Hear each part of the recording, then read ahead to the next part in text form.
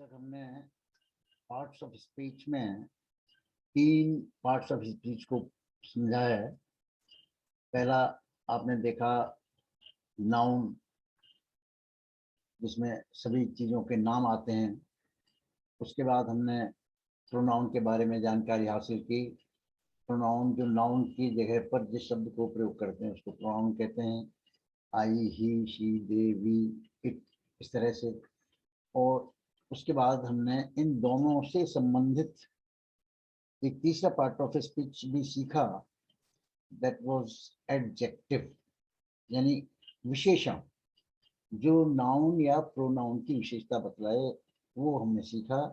उसकी डिग्रीज भी हमने सीखी, जैसे good, bad, high, low, nice, beautiful. ये सब एडजेक्टिव है, उनकी 3 डिग्रीज हमने सीखी, good, better, best, high, higher, highest, और ब्यूटीफुल का हो जाएगा मोर ब्यूटीफुल, मोस्ट ब्यूटीफुल।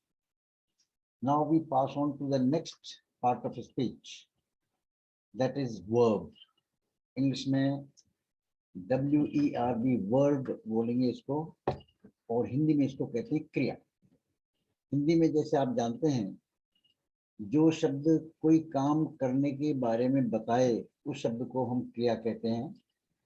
और इंग्लिश में इसको हम सिंपल वर्ड्स में मैंने नाम रखा है ए डूइंग वर्ड। पहले जैसे नाउन के लिए हमने बताया नेमिंग वर्ड, यानी नाम रखने वाला शब्द। प्रोनाउन के बारे में बताया सब्स्टिट्यूटिंग वर्ड, यानी किसी की जगह पर आने वाला शब्द। तीसरा ये एडजेक्टिव के बारे में बताया क्वालिफाइंग वर्ड, यानी विशेषता बतलाने वाला शब्द। चौथा, अब हम वर्ब की बात करें, this is a doing word, यानी काम करने के बारे में जो शब्द बताए उसको हम वर्ब कहते हैं। Verb is used to tell about an action or state is called a verb. For example, read माने पढ़ना, write लिखना, come आना, speak बोलना, see देखना, be होना, become माने बनना, do माने करना, have माने रखना आदि। ये शब्द मैंने आपको कुछ क्रियाओं के उदाहरण के रूप में दिए। जैसे कोई भी वाक्य, ये इतना महत्वपूर्ण शब्द है कि अंग्रेजी में कोई वाक्य बिना क्रिया शब्द के नहीं बन सकता। मैं विद्यार्थी ये वाक्य नहीं है, इसमें आपको क्रिया बतानी पड़ेगी। मैं विद्यार्थी हूँ, मैं विद्यार्थी था, या मैं विद्यार्थी हूँगा। तो हूँ, था, हूँगा, ये क्रिया है। हमारी स्टेट के बारे में बता रहे हैं, आप क्या हैं, यानी मैं क्या हूँ, मैं क्या था, क्या होऊंगा, इसलिए इसको हम कहते हैं वर्ब ऑफ स्टेट। और एक्शन में मैं पढ़ता हूँ, मैंने पढ़ा, मैं पढ़ूंगा, वहाँ पढ़ने का कार्य हो रहा है। तो इस तरह से ये क्रिया 2 तरह के काम बताती है, एक्शन के बारे में बताएगी या स्थिति के बारे में बताएगी। तो मैं एक विद्यार्थी हूँ, इसके लिए आपको क्या करना पड़ेगा, बी की फॉर्म के बारे में कुछ पहले भी हमने जिक्र किया था। बी की 3 फॉर्म्स, बी की 3 फॉर्म्स होती हैं। जैसे प्रेजेंट में इसके लिए जो शब्द आते हैं इज एंड आर, पास्ट में इसके हो जाते हैं वॉज एंड वर, और फ्यूचर में इनके साथ विल और शेल जुड़ जाएंगे, विल बी एंड शेल। तो मैं एक विद्यार्थी हूँ, इसमें हूँ आ रहा है, इसका मतलब ये प्रेजेंट बता रहा है, इसलिए आई एम ए स्टूडेंट ऐसे कहेंगे। और मैं एक विद्यार्थी था, आई वॉज ए स्टूडेंट। और मैं एक विद्यार्थी होऊंगा, आई शैल बी ए स्टूडेंट। इस तरह से ये बीच में am, was and will be या शैल बी आए, ये क्रियाएं कहलाती। तो वर्ब है क्या, बहुत इंपॉर्टेंट पार्ट ऑफ स्पीच है, इसके बारे में हमें बहुत जरूरी है जानना। इस तरह से स्टेट एंड एक्शन के बारे में बताया। अब इसकी हम प्रकारों के बारे में जिक्र करते हैं, ये कितनी प्रकार की होती हैं क्रियाएं, 4 प्रकार की होती हैं। इनमें क्या होती है, जैसे वर्ब ऑफ एक्शन, अभी जैसे जिक्र किया, एक्शन माने जिससे हम काम के होने का पता चले, जिस क्रिया शब्द के द्वारा, उसको वर्ब कहते हैं। इसी किसी काम के में पता, जैसे प्ले खेलना, राइट लिखना, रीड पढ़ना, डू करना, हियर सुनना, नो जानना, इन सभी शब्दों में पढ़ने, करने, सुनने और जानने आदि के काम का पता चल रहा है, इसलिए इनको वर्ब ऑफ एक्शन कहते हैं। और इस क्रिया को प्रिंसिपल वर्ब के नाम से भी कहते हैं, ऑर्डिनरी वर्ब के नाम से भी कहते हैं, मेन वर्ब के नाम से भी कहते हैं, या फाइनाइट वर्ब भी कहते हैं। तो वर्ब ऑफ एक्शन पहला वाला बताया था, और उसकी अब हम सब काइंड्स को मैं बताना चाहता हूँ कि उप प्रकार भी होती हैं एक वर्ब ऑफ एक्शन की। उनमें क्या है, वर्ब ऑफ एक्शन दो प्रकार की होती हैं, जैसे ट्रांजिटिव वर्ब, यानी हिंदी में कहते हैं सकर्मक क्रिया। कर्म के साथ आने वाली क्रिया को हम सकर्मक क्रिया कहते हैं, यानी उस क्रिया के साथ कर्म लगाना जरूरी है। उस क्रिया को हम बिना कर्म लगाए प्रयोग नहीं कर सकते। फॉर एग्जाम्पल, ये कुछ शब्द क्रियाएं बोल रहा हूँ, जैसे डू माने करना, write, buy, take, love, bring, find, throw, ये। अब इसके एग्जाम्पल जैसे आई डू माई वर्क, मैं अपना काम करता हूँ। तो ये डू का मतलब क्या हुआ, करना, इससे काम का पता लगा। लेकिन अब यहाँ ट्रांजिटिव की बात कर रहे हैं, अगर आप खाली इतना ही कहेंगे आई डू माई, तो आप इसमें इसका कोई अर्थ ही नहीं निकला, क्योंकि जब तक आप इसके साथ वर्क नहीं जोड़ेंगे वाक्य इनकम्प्लीट रह जाएगा। ऐसे ही ये दूसरा सेंटेंस देखें, ही थ्रोज द बॉल, अगर आप ये कहें ही थ्रोज, सब्जेक्ट भी आ गया, क्रिया भी आ गई थ्रोज, लेकिन उसके आगे द बॉल नहीं लगाएंगे तो वाक्य अधूरा रह जाएगा बिना। इसको कहते हैं कर्म, यानी द बॉल कर्म है, माई वर्क कर्म था, इसलिए इनको लगाना इन क्रियाओं के साथ जरूरी होता है। ऐसे दूसरा तीसरा वाक्य देखें, वी लव यू, अगर खाली ये कहते हैं वी लव, हम प्यार करते हैं, किसको करते हैं, तो आपको कोई ना कोई शब्द यहाँ लगाना पड़ेगा। We love you, we love reading, we love swimming, तो कुछ न कुछ आपको बताना पड़ेगा। उस बताने वाले शब्द को हम कर्म कहेंगे, यानी कोई उसकी पूर्ति करता है क्रिया। बिना इसके उन क्रियाओं का कोई अर्थ नहीं। आई डू का कोई अर्थ नहीं, मैं करता हूँ, क्या करता हूँ, ही थ्रोज, फेंकता है, क्या फेंकता है, तो ये अधूरा रहेगा। वी लव, हम प्यार करते हैं, किस चीज को प्यार करते हैं, तो इस तरह से इनको कहते हैं सकर्मक क्रिया, यानी transitive verb, a verb which needs some other word to complete its sense is called transitive verb. अब उसी वर्ब ऑफ एक्शन में एक पार्ट को मैंने बताया ट्रांजिटिव वर्ब, दूसरा है intransitive verb. Now it is opposite of transitive. Transitive माने सकर्मक क्रिया, और इनट्रांजिटिव उल्टा हो गया अकर्मक क्रिया, यानी बिना कर्म वाली क्रिया, जिसमें कर्म लाने की कोई जरूरत नहीं है। अब इनके लिए वर्ड्स क्या हो सकते हैं, लाफ, लाफ माने हंसना, स्माइल मुस्कुराना, लिव जीना या रहना, डाई मरना, रन दौड़ना, वॉक चलना, फॉल माने गिरना, स्लिप माने खिसकना, ट्रेवल माने यात्रा करना। ऐसे शब्द हैं जिनमें कोई ऑब्जेक्ट लाने की आवश्यकता नहीं है। फॉर एग्जाम्पल, शी स्माइल्स, वह मुस्कुराती है। अब ये बात पूरी होगी अपने आप में, वह मुस्कुराती है, हमें भाव पता लगे, लेकिन हम ये नहीं पूछेंगे वह क्या मुस्कुराती है। द ओल्ड मैन डाइड, वृद्ध व्यक्ति मर गया, तो इसमें वह क्या मर गया ऐसा नहीं किया, यानी इसमें कोई ट्रांजिटिव यानी ऑब्जेक्ट लाने की आवश्यकता नहीं है। ऐसी क्रियाएं अपने आप में पूर्ण होती हैं और उनका भाव हमें पता लग जाता है। ऐसी क्रियाओं को कहते हैं इनट्रांजिटिव वर्ब। नाउ ये हमने क्या बताया आपको, वर्ब ऑफ एक्शन। तो चार तरह की क्रियाओं का हम उल्लेख कर रहे हैं यहाँ पर। तो पहली वाली क्रिया का हमने जिक्र किया आपको, वर्ब ऑफ एक्शन। इसमें दो बात बताई आपको, transitive verb and intransitive. Now we pass on to the next type of verb, that is verb of state. State यहाँ पर मतलब राज्य नहीं है। स्टेट के अंग्रेजी में एक शब्द के कई अर्थ होते हैं। स्टेट माने वक्तव्य देना, वो भी नहीं है। यहाँ पर स्थिति भी होता है।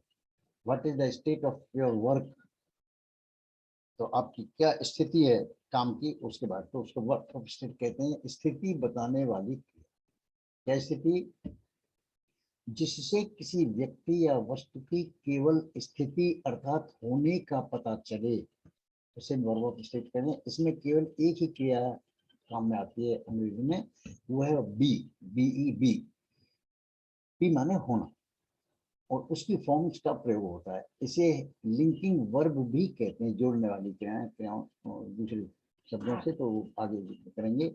इस क्रिया से किसी काम का पता नहीं चलता है, सिर्फ स्थिति का पता चलता है। कोई चीज है, कोई चीज थी, या कोई चीज होगी। तो ये बहुत इंपॉर्टेंट वर्ब है बी, बीई, बी माने होना।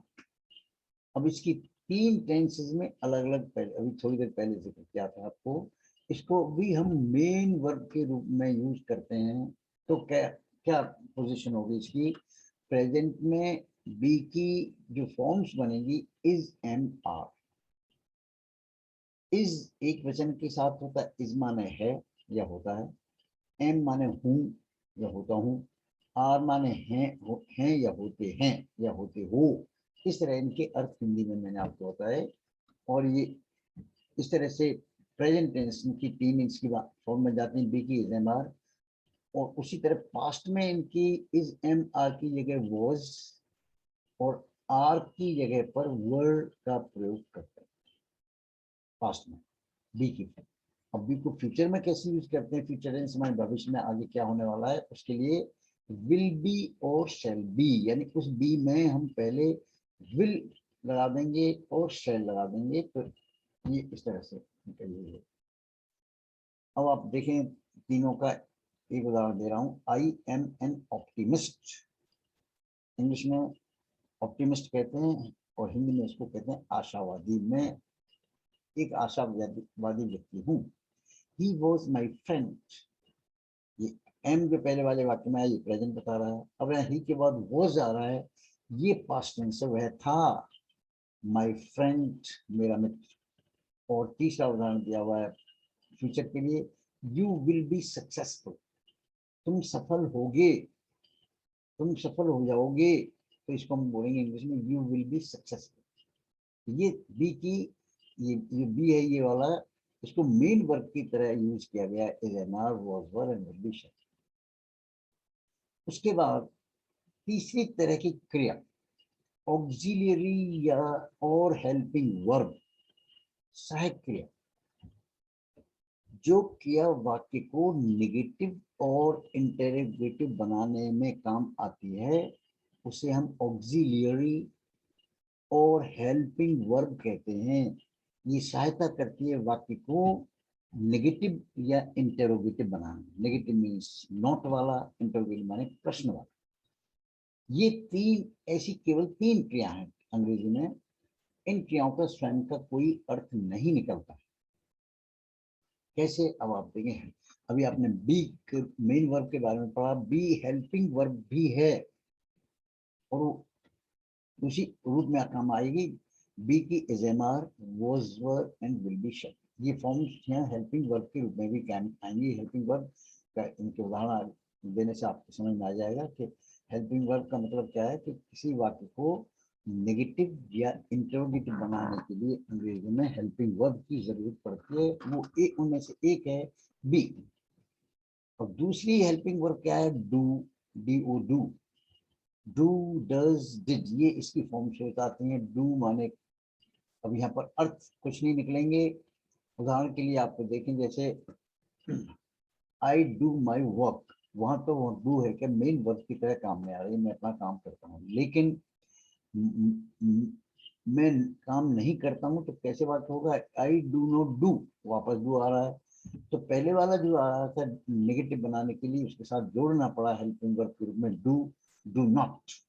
तो पहले वाला डू है कि ये हेल्पिंग वर्ब है, और आगे वाला आता है आई डू नॉट डू, वापस आ रहा है, दैट इज मेन वर्ब। तो आप देख रहे हैं आप है कि एक ही शब्द को हम इस तरह से अंग्रेजी में अलग अलग अर्थों में यूज कर सकते हैं। तीसरा है हैव, जो हेल्पिंग वर्ब के रूप में काम आती है सभी टेंसेस के अंदर, वो है हैव। भी तीसरी चीज है। ये हैव माने रखना होता है वैसे, हैव, हैज, हैव इनके रूप में, लेकिन इसको परफेक्ट टेंस के रूप में काम में लाएंगे, या सामान्य रूप में भी काम लाएंगे, तो इसका अर्थ दूसरा हो। उक्त तीनों क्रियाओं को मेन वर्ब के रूप में भी काम लेते हैं। ये भी बताई दिया था आपको पहले। पहले बी की बात बताई आपको। बी है कि तीनों मेन वर्ब के रूप में काम आ रही थी, जिसके M-are was verb will be shall be होंगे, लेकिन दो और क्रियाएं भी इसी तरह से यूज होंगी। बी के साथ डू को, बी के बाद डू को भी यूज करेंगे, डू डज डिड, और हैव को भी यूज करेंगे। इन तीन क्रियाओं की मदद से ही टेंसेस के अंदर नेगेटिव और इंटरोगेटिव सेंटेंसेस बनाए जाते हैं, इसलिए इनको हम हेल्पिंग वर्ब कहते हैं, लेकिन ये मेन वर्ब भी हैं। अब हेल्पिंग वर्ब के बारे में एग्जांपल देते हैं, जैसे she does not go there.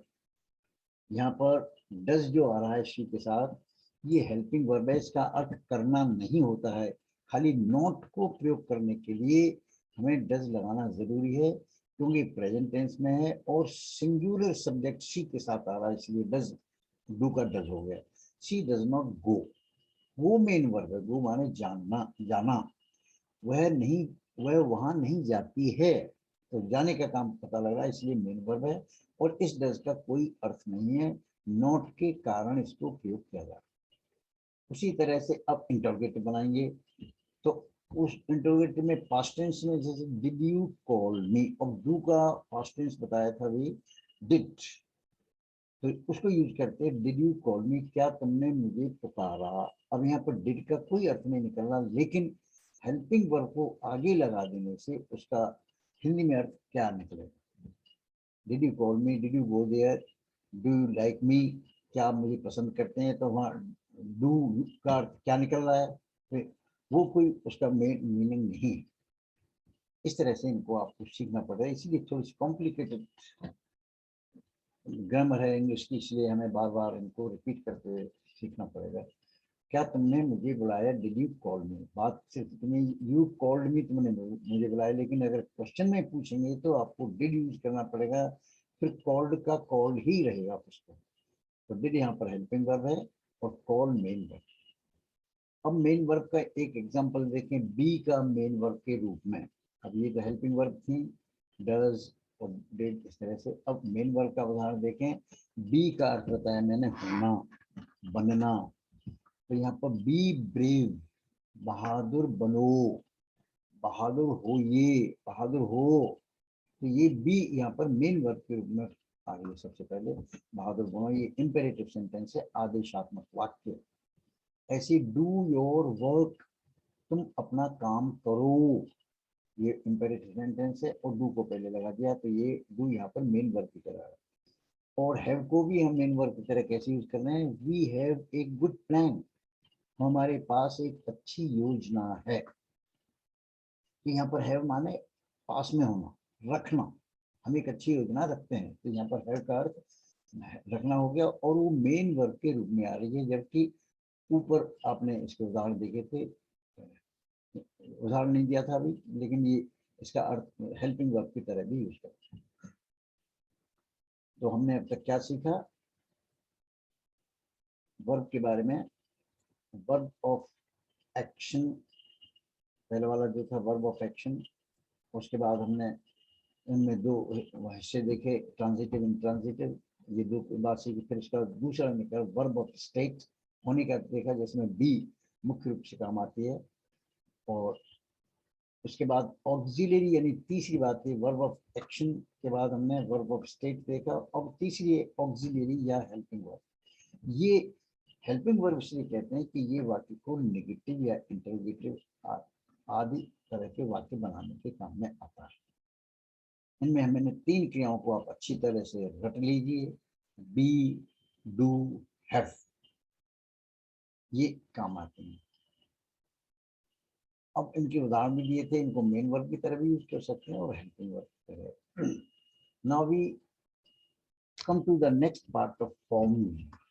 Verb की फॉर्म्स क्यों हर पार्ट ऑफ स्पीच आपने देखे, काइंड, सब पार्ट्स या फॉर्म्स, अब इन वर्ब के साथ के जो रूप बदलते हैं उनको हम फॉर्म्स कहते हैं। वर्ब की फॉर्म्स उक्त क्रियाओं, जैसे अभी आपने देखे वर्ब ऑफ एक्शन के बारे में सीखा, वर्ब ऑफ स्टेट के बारे में सीखा, एंड और हेल्पिंग मेन वर्ब के रूप में भी बी, डू, हैव, इनका भी जिक्र किया गया। कि 3 फॉर्म्स होती हैं जिन्हें अलग अलग टेंस के अनुसार प्रयोग करते हैं। किसी भी प्रकार का वाक्य बनाने के लिए इन्हें कंठस्थ करना आवश्यक। 3 फॉर्म्स नहीं अब तक है क्या? ये है फर्स्ट फॉर्म। इसको इंग्लिश में ग्रामर का जो टर्म है, grammatical term, that is infinitive. First form को हम ग्रामर में बोलेंगे इन्फिनेटिव नहीं, सिंपल वर्ड्स में कहते हैं फर्स्ट फॉर्म। सेकंड फॉर्म उसकी पास्ट होती है किया, और थर्ड फॉर्म होती है पास्ट पार्टिसिपल, ग्रामर में कहेंगे। ये अलग अलग तरह से यूज होती हैं। पहली वाली जो फॉर्म है वो राइट, राइट माने लिखना, पास्ट टेंस इसका रोट लिखा, और थर्ड फॉर्म में रिटन, राइट रोट रिटन। इसी तरह से अलग अलग क्रियाओं को के तीनों रूप आपको जानने आवश्यक हैं। जैसे गो माने जाना, गो वेंट गॉन। ऐसे ही डू माने करना, अभी बताया था आपको, डू करना, डिड किया, डन किया हुआ, डू डिड डन। ऐसे गेट गॉट गॉट, गेट माने पाना, गॉट माने पाया, गॉट माने पाया हुआ। ऐसे बी वॉज बीन, बी माने होना, वॉज माने हुआ था, या बी माने हो चुका। ऐसे हैव माने रखना, I have a good pen, I have a mobile, इस टाइप से तो है माने रखना सेंस है यहाँ पर। और हैव की सेकंड थर्ड फॉर्म होती है हेड, हैव हैड हेड। ऐसे फ्लाई, फ्लाई माने उड़ाना या उड़ना, फ्लाई फ्लू फ्लून। ये कुछ उदाहरण दिए किस तरह से आपको याद करनी है तीनों फॉर्म। इसकी लिस्ट दे दी जाएगी, उन्हें आप अच्छी तरह से रटेंगे, तभी अगले वो सेंटेंस बनाए जा सकते हैं। आपको इनको जानना और रटना, कंठस्थ करना बहुत जरूरी है। Write wrote written, go went gone, do did done, get got got, be was been, have had had, and fly flew flown. इस प्रकार की सैकड़ों क्रियाएं जिनकी तीनों फॉर्म्स याद करनी आवश्यक है। हमने अभी तक इन वर्ब्स के बारे में इतनी जानकारी हासिल की कि verb of action, verb auxiliary verb, second वाला था verb of state, then auxiliary verb, और चौथी वाली का और जिक्र आता है यहाँ पर नेक्स्ट है, that is model auxiliaries. Model, mode से बना मोडल, मोडल ऑक्सिलरी, मॉडल नहीं है ये, मोडल ऑक्सिलरीज। ऑक्सिलरी माने सहायक क्रिया, मॉडल माने मोड से बनना। हिंदी में इसको कैसे मैंने बताया है, ऐसी क्रियाएं जो केवल सहायक क्रिया यानी हेल्पिंग वर्ब के रूप में काम आती हैं, इन्हें मॉडल ऑक्सिलरीज कहते हैं। ऑक्सिलरी आपने अभी देखे, बी डू हैव से भी हम हेल्पिंग वर्ब का काम लेते हैं, लेकिन ये एक अलग टाइप की क्रिया है जिसमें मॉडल मूड से बना, अर्थात इनके साथ मेन वर्ब या वर्ब ऑफ एक्शन का प्रयोग करना आवश्यक है। यानी ऐसी क्रियाएं जो अपने आप इनको यूज नहीं कर सकते, ये कोई निश्चित भाव यानी मूड उत्पन्न करने में प्रयुक्त होती हैं। जैसे कैसे, आई ड्राइव ए स्कूटर, यहाँ पर ड्राइव माने मैं चलाता हूँ एक स्कूटर, में एक स्कूटर चलाता हूँ, यहाँ पर ड्राइव है क्या, दैट इज मेन वर्ब। लेकिन इसके साथ और क्या हो सकता है, I can drive A car also, मैं एक कार भी चला सकता हूँ। अब यहाँ पर पहले मैं चलाता हूँ, आई ड्राइव ए कार, में एक स्कूटर चलाता हूँ, लेकिन यहाँ पर आ गया मैं चला सकता हूँ। अब यहाँ सकना के लिए यानी सामर्थ्य दिखाई जा रही है, कुशलता दक्षता को का भाव यानी मूड दिखाने के लिए हमको विशेष शब्द का प्रयोग करना पड़ रहा है क्रिया के रूप में, that is can, CAN, can. Can माने सकना, तो मैं एक कार भी चला सकता हूँ, चलाता नहीं हूँ, चला सकता हूँ, मेरे अंदर ये सामर्थ्य है, कुशलता है, दक्षता है, कैपेबिलिटी है, इसलिए इनको हम मॉडल कहते हैं, यानी मेड फ्रॉम मूड। तो कैन यहाँ पर मॉडल है और ड्राइव मेन वर्ब है। ऊपर वाले वाक्य में ड्राइव मुख्य क्रिया है जिसका यहाँ अर्थ है मैं सामान्यतः स्कूटर चलाता हूँ, किंतु नीचे वाले वाक्य में ड्राइव से पहले कैन लगा हुआ है जिसका अर्थ है मैं कार भी चला सकता हूँ, अर्थात मेरे अंदर कार चलाने की दक्षता, योग्यता, काबिलियत है। तो मॉडल यानी कैन ने वाक्य में योग्यता का भाव या मूड पैदा कर दिया है। ये वाला जरूर इस तरह। कैन को नेगेटिव और इंटेरोगेटिव वाक्य बनाने में भी काम में ले सकते हैं।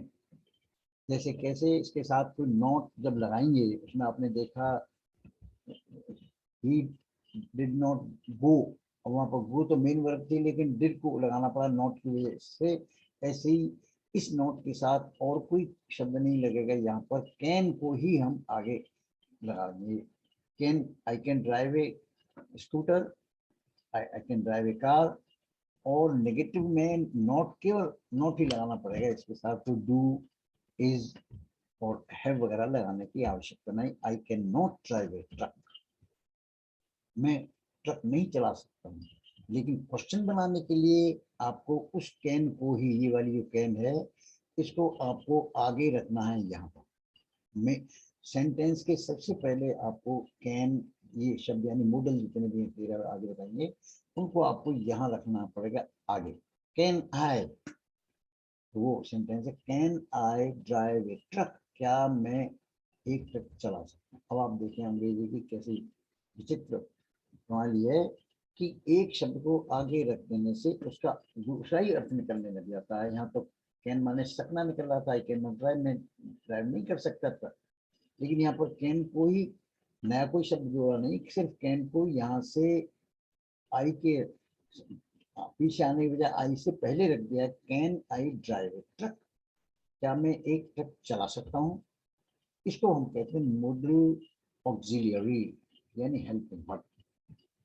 कैन की तरह, अब क्या जानना है आपको, कैन का एक उदाहरण दिया, लेकिन उसकी ही तरह कैन की तरह कुल 13 मॉडल ऑक्सिलियरीज हैं जो अलग अलग तरह के मूड्स के लिए प्रयोग किए जाती हैं।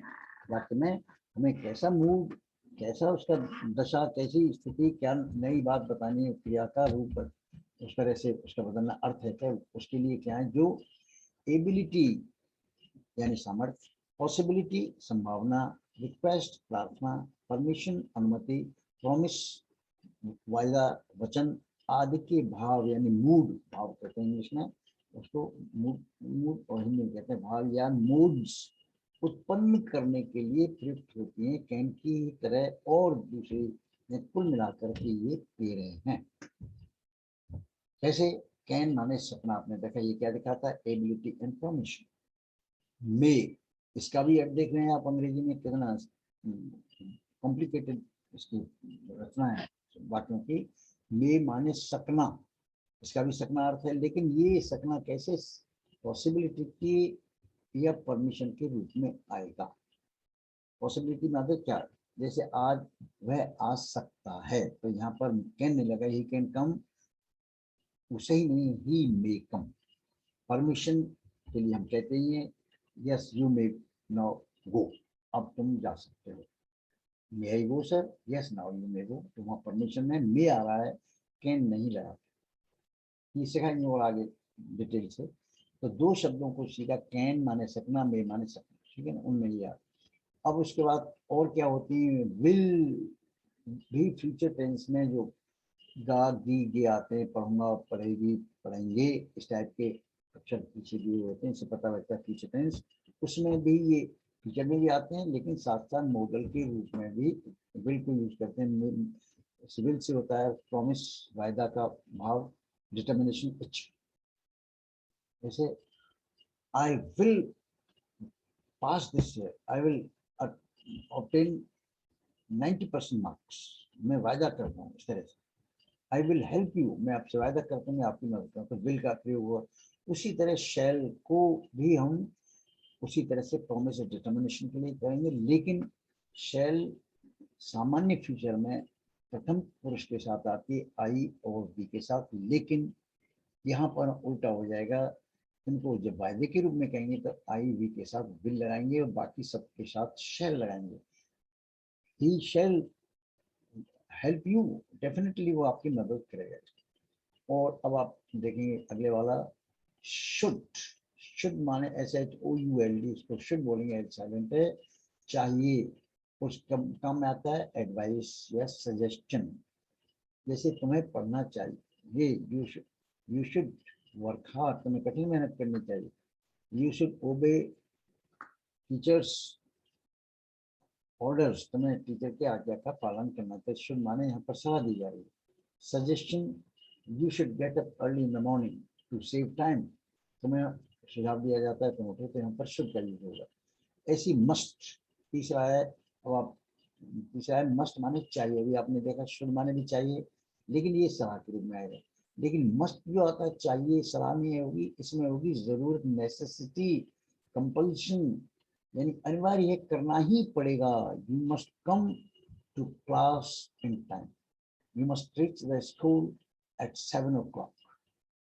तो यहाँ पर आप शुभ कहेंगे तो खाली सलाह दी जाएगी, लेकिन ये सलाह नहीं है, ये जरूरी है, आपको आना ही पड़ेगा। मस्ट कहीं भी आएगा तो उसका हिंदी में अर्थ निकालेंगे आप, करना ही पड़ेगा। You must pass this year, otherwise you will be out of age, इस तरह से। तीसरा और है एक और चाहिए वाला, ought to माने चाहिए। ये तीन देखे आपने, should माने चाहिए, must माने चाहिए, और ought to भी होता है, OUGHT, ought to। इस to इसलिए बताया गया कि इसके बाद क्रिया से पहले ये लगाना आवश्यक है। ये किस में काम आता है? मॉरल ड्यूटी, नैतिक कर्तव्य, जिसमें न तो सुझाव होता है, न सलाह होती है, न दबाव होता है। ये नैतिक कर्तव्य आप चाहें तो करें, आपकी नैतिकता कहती है, नहीं चाहें तो न करें, आप नैतिकता नहीं बता रही आप, तो इसको कहते हैं मॉरल ड्यूटी। जैसे we ought to love children, we ought to help our elders, we ought to have pity on animals, हमें जानवरों के ऊपर दया बरतनी चाहिए, तो ऑट टू सेंस। अगला है कुड, वैसे कैन का ही पास्ट टेंस है कुड, कैन माने सकना, और कुड इसका पास्ट टेंस हो गया, सका था, लेकिन यहाँ पर हम मॉडल की तरह यूज कर रहे हैं, इसका अर्थ होता है request. Could you please hand me my mobile, क्या आप मुझे मोबाइल मेरा पकड़ा सकते हैं? Could you come for a while at this place, क्या आप थोड़ी देर के इस जगह पर आ सकते हैं? तो वहां पर हम कुड का यूज करें, सका का अर्थ नहीं, यहाँ पर इसका अर्थ है क्या आप आ सकते हैं। ऐसी वुड, WOULD, वुड ये विल का पास्ट टेंस है, लेकिन ये पोलाइट रिक्वेस्ट के लिए आते हैं, विनम्र प्रार्थना करने के लिए। Would you please listen to me, would you help me, would you please move a bit, इस तरह से इनको हम। अगला है might, might is the past tense of may, might माने सका, अभी आपने देखा सकना, उसका पास्ट टेंस सका होगा माइट, लेकिन यहाँ पर ये as a modal remote possibility के लिए आता है, दूर की संभावना, यानी बहुत ज्यादा जरूरी नहीं है कि भाई ऐसा हो ही सकता है, शायद ना हो। It might rain today, it may rain present tense में कहा, पास्ट में इसको कैसे बोलेंगे? It might rain. He may come, तो हो सकता है वो आ जाए, और उसका पास्ट टेंस में कैसे बोलेंगे? ही माइट कम, लेकिन ये रिमोट पॉसिबिलिटी के सेंस में है, वो शायद आज, जरूरी नहीं आज आ जाए, लेकिन ऐसा लगता है शायद आ जाए, कहेंगे ही माइट कम टुडे। ऐसी डियर, अगला 11वां पार्ट ऑफ ये मॉडल ऑक्सिलरी है, डेयर, DARE, डेयर माने हिम्मत करना, थ्रेट के लिए काम आता है, लेकिन इसके बाद how dare you speak like that, आप किस तरह से हिम्मत करते हैं इस तरह से बोलने की, तो इस तरह से काम आता है। हाउ डेयर यू, आप कैसे ऐसे हिम्मत करते हो? हाउ डेयर यू क्वेश्चन मी, आप कैसे मेरी अधिकार पर प्रश्न चिन्ह लगा सकते, कैसे पूछ सकते हो मुझसे आप? इस तरह से नीड माने जरूरत होना, ये नेसेसिटी है, you need a pen to write, लेकिन एज ए मॉडल इसको कहेंगे need, need I help you, क्या मैं आपकी मदद करने की जरूरत है मुझे? नीड आई कॉल यू, क्या मुझे तुम्हें बुलाने की आवश्यकता पड़ेगी? इस तरह से इसका प्रयोग है। लास्ट है यूज्ड टू, किया करता था, अभ्यस्त होना, ये पास्ट टेंस, पास्ट हैबिट को बताता है। When I was a child, I used to play for hours in the ground, मैं मैदान में घंटों तक खेलता रहता था। इस तरह से ये 13 आपने मॉडल्स सीखे, इन्हें कहते हैं मॉडल ऑक्सिलरी। बहुत इंपॉर्टेंट है, आगे चल के इनमें कॉम्पिटिटिव एग्जाम में इनकी डिफरेंस के बारे में पूछा जाता है।